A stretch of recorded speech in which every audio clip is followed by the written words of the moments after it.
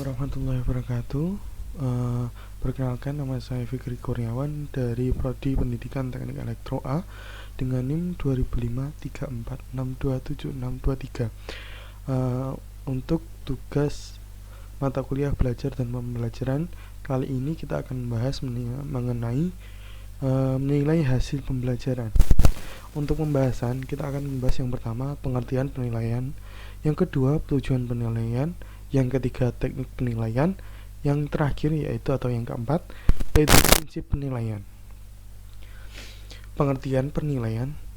Penilaian atau assessment adalah penerapan berbagai cara dan penggunaan beragam alat penilaian untuk memperoleh informasi tentang sejauh mana hasil belajar peserta didik atau ketercapaian kompetensi rangkaian kemampuan peserta didik.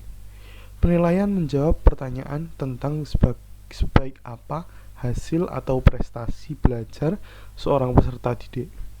Hasil penilaian dapat berupa nilai kualitatif atau pernyataan naratif dalam kata-kata, dan nilai kuantitatif atau berupa angka. Pengukuran berhubungan dengan proses pencarian atau penentuan nilai kuantitatif tersebut. Tujuan pembelajaran yang pertama yaitu sebagai grading atau sebagai penilaian yang ditujukan untuk menentukan atau membedakan kedudukan hasil kerja peserta didik dibandingkan dengan peserta didik lain. Penilaian ini akan digunakan untuk kedudukan peserta didik dalam urutan dibandingkan dengan peserta didik yang lain. Maka teknik grading ini dapat menentukan bagaimana siswa dapat menyerap materi sebaik mungkin. Yang kedua yaitu sebagai alat seleksi. Penilaian ditujukan untuk memisahkan antara peserta didik yang masuk dalam kategori tertentu dan yang tidak. Peserta didik yang boleh masuk sekolah tertentu atau yang tidak boleh. Sebagai alat seleksi juga dapat dikelompokkan bahwa peserta didik memiliki kemampuan belajar di atas atau di bawah.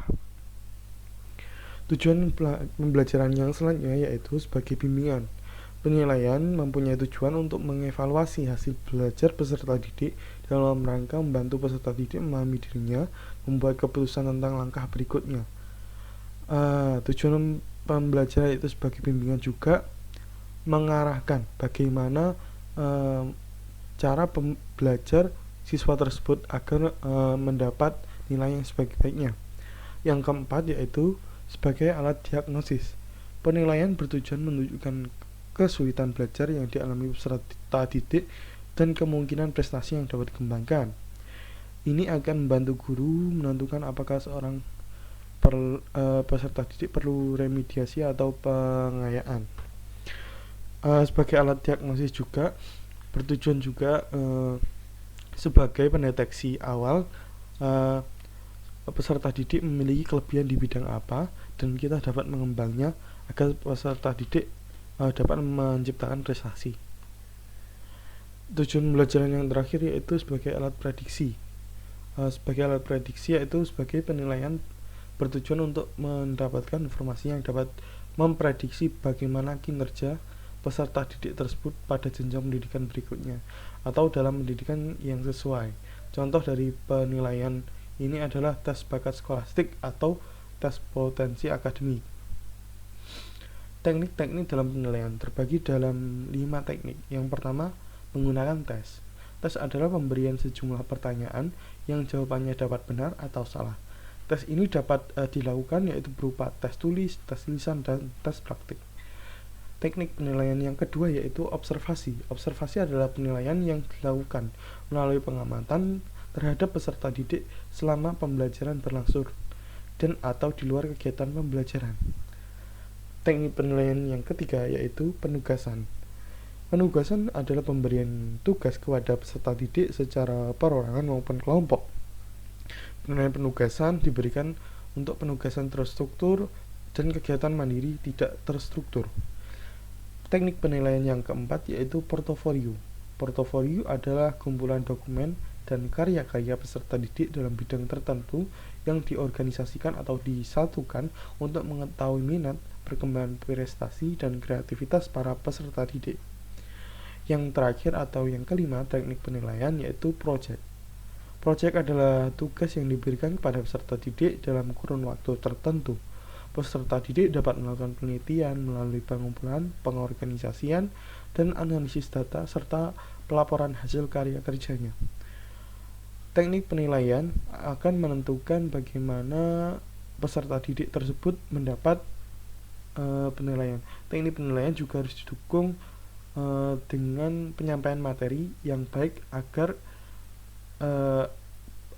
teknik penilaian yang ditujukan kepada peserta didik dapat maksimal. Yang selanjutnya yaitu prinsip penilaian. Prinsip penilaian terdiri dari 4 prinsip. Yang pertama sahih atau valid, yakni penilaian yang didasarkan pada data yang mencerminkan kemampuan yang dapat diukur. Yang kedua yaitu objektif, yakni penilaian didasarkan pada prosedur dan kriteria yang jelas, tidak dipengaruhi subjektivitas penilaian.